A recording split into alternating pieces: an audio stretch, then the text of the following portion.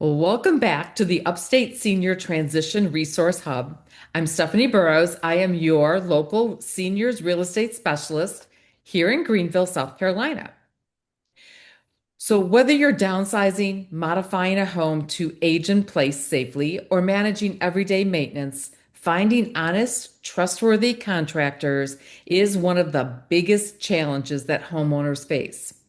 Unfortunately, home repair scams and contractor fraud targeting older adults and their families are at an all-time high across the upstate.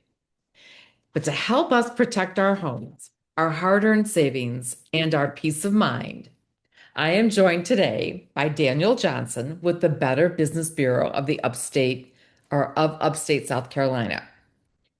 Daniel is here to break down the major red flags every homeowner needs to watch out for, how to properly vet local vendors, and the exact steps you can take to keep your family safe. Daniel, welcome. Thank you so much for having me. Oh, so excited. So excited. Can you share a little bit about you, yourself, how long you've been with the Better Business Bureau, things like that? Yeah, absolutely. Well, again, thanks for having me again. My name is Daniel Johnson. I'm the Director of Community Engagement for the Better Business Bureau, serving all upstate South Carolina. So that's all 10 counties from Oconee all the way down to Seneca, down to Anderson, and it just goes on. Wow. And then, of course, up to Spartanburg and Gaffney. But with that being said, my role here at the Better Business Bureau is hosting or excuse me, running our education foundation. So what that means is that is all of our community and corporate related events. But for our consumers, that's mostly our community events, anywhere from just going out into the community to actually teach about scams, whether that's a local church or a senior group, all the way to our shred days that we host for the community, where we Nice. hope to aim and protect identity fraud by allowing you to show up to those events for free to shred some of those documents and multiple other things throughout the community to make sure that we're giving back. Wow. You do a lot. Yes, ma'am. We The tried to. whole upstate. Dang. Yes, yes. So that is quite literally anywhere.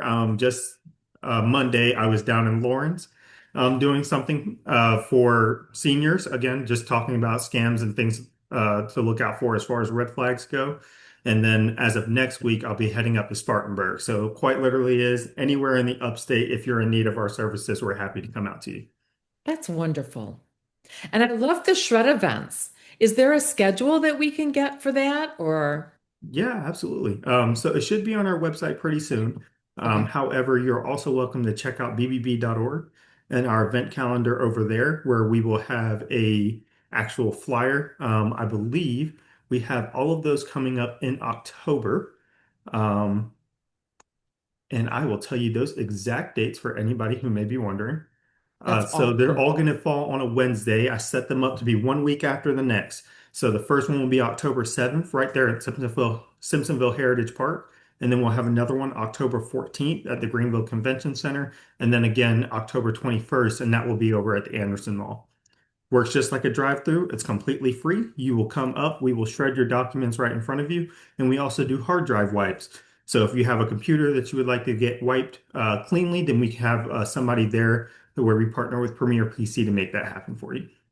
Wow. Okay. All right. I'm going to get those flyers and share those. Yeah, That is, absolutely. I'd be happy to that send is it to you. fabulous. All right. Okay. So we know that seniors are often the primary targets for fraud, especially when it comes to home repairs, moving companies, or unsolicited phone calls. What are two or three major red flags that local families should look out for so that they don't get taken advantage of? Yeah, absolutely. The biggest red flag, in my opinion, is definitely pressure. It's that emotional heart tug or pull that they're going to have on you to get you to act immediately. Telling you that you must make a decision or pay immediately is always a red flag or concern to look out for. Most trustworthy businesses will give you time to review details, ask questions, speak with your family, take time to actually consider what it is they're offering or of taking advantage of their services. So, with that being said, if there is any business that is pressuring you to act immediately, that is definitely something that should throw up that inner monologue of red flags and raise some concerns to have you take a step back and be a little bit more careful. The second is Okay. just to be cautious of anyone demanding payment through anything that is not a normal form of currency, such as credit or debit cards. These are going to be the inconspicuous ways of payments where they want you to pay with something like a gift card or cryptocurrency or direct wire transfer. Those things are very difficult to reverse, especially a gift card. As we all know, once you scratch off that serial code on the back, it is as good as gone. There is no way to get that back after that code has been activated. So it's just something that you want to be very careful about, whether that's green dot paid cards or whatever the case is. If it is not a valid credit or debit card, or a check or whatever normal form of payments that we are used to seeing, that is something that you want to be very careful of. And Okay. then last but not least, I wanted to also leave with you is to never rely solely on unsolicited phone calls or texts or even people who are coming to your front door. You definitely want to take a moment to verify the business, get everything that you have been talking about in writing. And always, it's always just a good practice to compare multiple estimates before signing or paying up for one singular service. Okay. And if somebody were to be in a situation, could they call your office and be like, do you know anything about this company? Is this legit?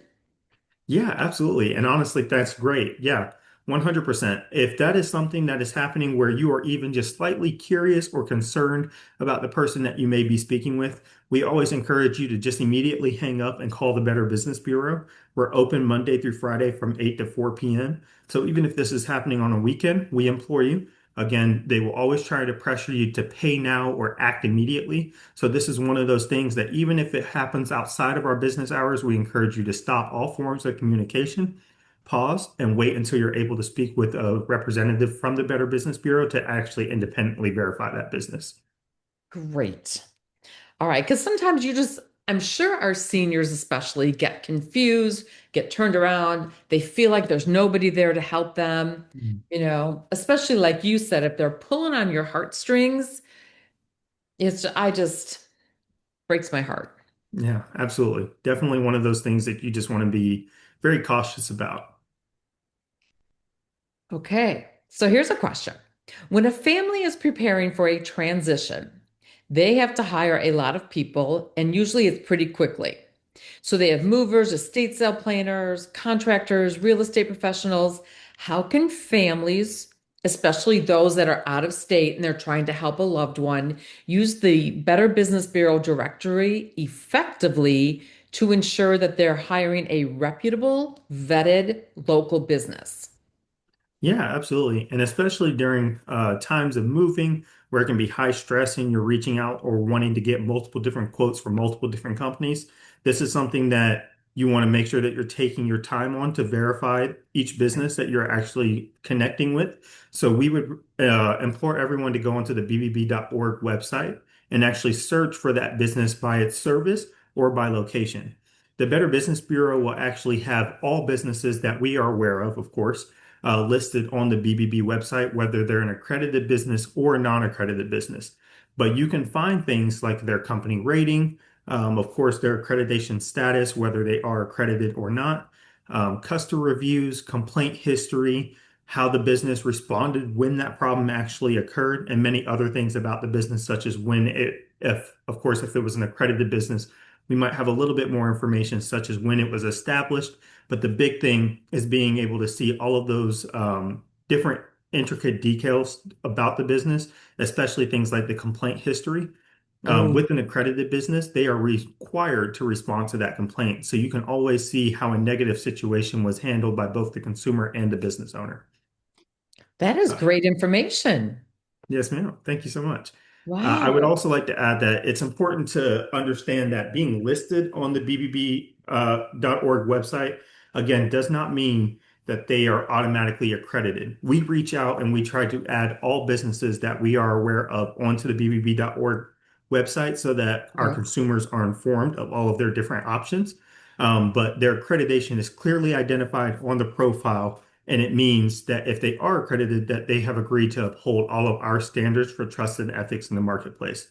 So we just recommend comparing at least three businesses, checking references, verifying license and certifications, especially if it's something of a service that could affect the value of your home, and getting a complete scope of the work, costs, timelines, and especially things in writing before making a final decision. Wow, that's a great reminder. I love that. Okay, so what happens if something goes wrong? Mm. If a senior or their family realizes they've fallen victim to a scam or a predatory business practice, here in the upstate, what is the very first step that they should take? And how does the Better Business Bureau step in to help them resolve it? Yeah, absolutely. Well, the first thing is don't feel embarrassed. This happens very often, and this is quite literally why we are here. So please, if something has happened to you, please reach out and don't feel embarrassed. It does happen, and we are here to help you. So when this does happen, I would say the first thing is to stop and document everything, any conversations, text messages. You want to save any receipts, contracts, that could be emails, phone numbers, even payment information if it's gotten to that point. Okay. Um, Especially if money or the financial information may be at risk, you can also contact your bank or your credit card company to put a stop to those cards immediately. If the issue involves a business, you can always file a complaint through the bbb.org website, or you can contact the BBB to see if we can get in contact with that business to help facilitate communication towards a resolution. That is what, in a sense, BBB complaint specialist would do. We are going to walk through exactly what happened with that business, and especially if they're an accredited business, once that complaint is uploaded, we will reach out directly to the business to actually resolve that customer complaint or come to a resolution. If they do not want to speak directly with each other, then we will arbitrate for you. Wow. And of course, if it appears to be an outright scam, you're always more than welcome to, or we actually encourage you to report that to our BBB scam tracker. It's very helpful. And it's appropriate for law enforcement and government agencies to be able to kind of get a solid grip, especially if the same type of scam or red flag is taking place in the same area. Those scam trackers can be very important, especially when it's happening within that same area, as now everybody can start to see that there is a common scam happening within a concentrated area, and we can get out there to be able to prevent it or at least spread some education and awareness about the scam that's affecting people in that area. Wow, you guys do a lot. We try our best. Wow. Wow. What is the biggest scam right now that you guys are seeing or it's you're getting calls on? Yeah, absolutely. So the biggest scam right now is definitely probably going to be AI. AI, especially nowadays, is on the rise and is being used in more and more applications every day. And most of those things can be good, but some of those things can be negative. So, with that being said, one of the ones that we are talking about very often within our scam program or scam education program is the grandparent scam, is what we call it. They're able to use AI to actually mimic a relative of your or a relative of the grandparent, of course, voice to make it sound like they are actually that person's relative. So when you get that phone call, it could potentially sound like your granddaughter or your grandson. And if you don't know any better, it's of course immediately hearing their voice, they will get you to act immediately. They'll put some pressure on you to make it seem like your grandson or your granddaughter is in serious trouble and they need your help. This is something that you want to make sure that you're taking a second, be very careful, hang up the phone immediately. And I always recommend that you actually go into your contacts list personally and call your grandson or your granddaughter from your contacts list, from the number that's already saved in your phone. If they are not able to get in reach with them, then you call your son or your daughter to let them know that you got a phone call from your grandson or your granddaughter that raised some concerns. So AI is definitely something that we want to be very careful of.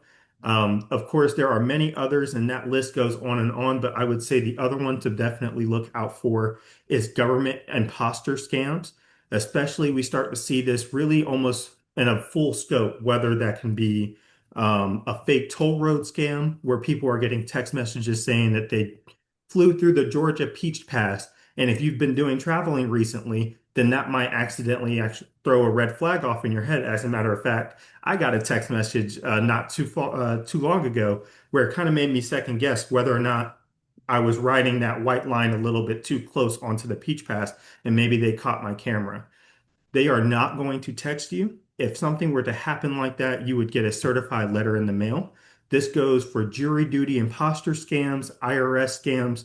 You would get certified letter in the mail. The IRS is not going to call you, and a law enforcement officer is not going to be there to arrest you at 8 a.m. tomorrow if you fail to show up for jury duty. So these are just things to be very careful of. They again want to get you to act now. It's that pressure to get you to act immediately. Um, and to make you feel like if you do not act immediately, then you could be in serious trouble. So you just want to again take some time, be careful. It's the main thing is to just be very careful and concerned. And if you are ever unsure, take that time to call the BBB so that we can verify your situation independently. Wow. Okay. That's a lot of information, especially for our seniors. Yes, yes. And it's one of those things, of course, we will come out and we will speak about it for almost upwards to 30 minutes to an hour, just to make sure that you are aware of all the different things that could potentially happen. These are some of the top ones, but you can also check out the BBB scam tracker and you can see some of the ones that are more closely affecting your area. Okay. Wow. Yeah, there are some bad stories of things that are happening like right here, Simpsonville. I mean, Mm, it's just you wouldn't even think it to drive no. through there. You Mm. know, people are losing a lot. So And it's it's usually right down the street. It can be a neighbor. Sometimes a lot of people will hear some of these scams and they think to themselves, well, this could never be me. And while that may be true, it could be your neighbor. So we ask for those that are able to identify situations like this very easily, to have compassion for your neighbor that may not, and to be able to be there for them, to be vigilant for them, and help to stop them and say, hey, one second, before you continue talking to this person, let's verify the person that we're actually speaking with. Let's call the Better Business Bureau. Let's get in touch with someone within the bank that can actually put a stop to any type of payment information you may have already provided so that we can get a proper handle on the situation.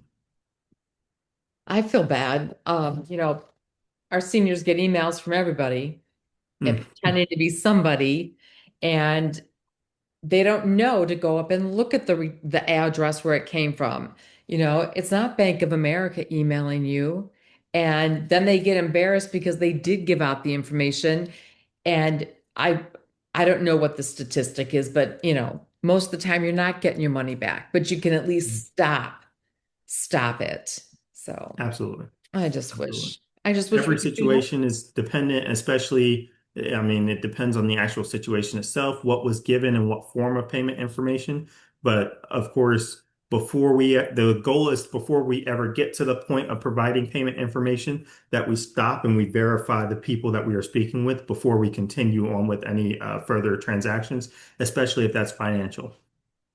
So, what would you suggest? What else can we do to get this out there? What else can we do to share and make sure that we just let as many people know as possible? Yeah, absolutely. I would say is, I guess let me ask if I'm rephrasing your question correctly. Like, what do we wish that seniors kind of knew more about the Better Business Bureau in general, or just more about scams in general? D, all of the above, like All of the above. everything, because Yeah. they may not know to call the Better Business Bureau. They might think the Better Business Bureau is this place that's far, far away. And I'm not making fun. I'm just saying, Oh, yeah. I didn't know you covered the whole upstate, so it's just, and I know that our seniors are very humble and very proud. And one of the incidents that have happened in Simpsonville, maybe it wasn't Simpsonville. Well, there was one major in Simpsonville and then another one, but they didn't share with their daughter. They didn't share with the people that love them. And it just kept going and going. And they're over $1 million loss right now. They've Mhm. lost their house, their cars, money. I mean, it's just so sad. So, how can we get that information out to people? What else can we do to help you spread the word? Yeah, absolutely. I would say it's just to let people know that first, if they would like to give us a call anonymously, so that their information is not shared in any way, shape, or form. First, it would not be, unless we were given explicit information to be able to share that information, and that would just be in the form of being allowed to have your name on an actual public or post forum discussion regarding that business if it was a complaint. However, the big thing that I would ask for our seniors to know, or just for anybody to know, is that we are here before, during, and after a purchase. I know people tend to think of the Better Business Bureau as the place to call once something has already happened. However, we encourage people to hopefully think about us before something could potentially happen. So if it's someone that we're speaking with where we are just not 100% sure that we have already independently verified the person or the business that we are speaking with, that we reach out to the BBB. The reason for that is we can help research the business, recognize warning signs. If a problem occurs, we can help to place a file a complaint and seek a resolution. And of course, we also want to make sure that we let the community know that we offer free scam prevention information, and through our BBB scam tracker. So if there's any group, whether that's small or large, it can be 4 people or 40 people, we would be happy to come out to you, speak to you about some of the scams that are affecting all of our senior community, but especially those that are affecting right here in the upstate of South Carolina. But of course, going back to the core roots, the big thing is just don't be embarrassed. I think a lot of people, when they feel like they've been scammed, and this is coming from somebody who works at the BBB who has been scammed before, it can feel embarrassing, especially when you know you work as the champion of quote unquote champion of trust and ethics to be scammed myself. It was one of those things like, wow, really? I should know better. But we don't until it happens. So it's just one of those things like, please don't be embarrassed. Reach out. If it's not to a family member, we are here for you. And if it's not us, please reach out to a friend or just someone that you know that loves and cares about you, because that is exactly what we want for you. We want what's best for you. We want to help you. But we can't help what we don't know. So if there's any type of advice that I could give, it's just to never feel embarrassed about asking for help. Scammers are professionals at creating fear, urgency, and confusion. So taking a moment to pause and speak with someone you trust and or to check with the BBB can really make all the difference. That's very good. I love that. And thanks for taking one, just so you know how what people have to walk through, right? That's Right. it. That's what you did. Yes, yes, I did it on purpose so that, I could relate. Surely yeah, right. We're just going to chalk it up to that. Right. Yeah. Oh my gosh. Daniel, thank you so much for taking the time to share your insight with us today. Yes, ma'am. Thank you so much for having me. It really means a lot. Oh my gosh, the work that you guys do to protect us, I never knew was so big. It's invaluable. Thank So, you. if anybody needs to reach out to you, how do they reach you? Yeah, absolutely. So they can go right there onto their phone, onto Google, and just type in BBB, and we will pop up. Our phone number, for example, it just depends. If you want to reach out to the general line, then that number would be 864-252-5046. If they needed to reach out to me directly, oh, Hmm. I am so sorry. I said 5056. That number is 864-242-5052. So, That will ring our office direct line. We're located up in Greer, South Carolina now. We were originally in Greenville, South Carolina, behind Bon Secours, but I believe they want to turn that into an amphitheater. So we moved up to Greer now, in case anybody is wondering where we are. That line will reach out directly to our general line, and you will get in touch with rather Kim Ebel or Cindy Rigdon. They have both been doing this job for over 20 years, so I can assure you there's probably not a situation that you could bring to them that they have not at least heard of before or be able to point you in the right direction of someone who can help. And then, of course, if you needed to reach out to me directly, whether that's something that you may have been affected by or just wanting to learn more about some of the events that we have coming up, such as excuse me, such as our shred day, then you can reach out to me at 864-331-3321. Perfect. All right. Well, Daniel, thank you for your time. I'm Yes, so ma'am. grateful. Thank you. Thank you for having me. It really means a lot. Thank you. Take care. To you as well. Thanks. All right.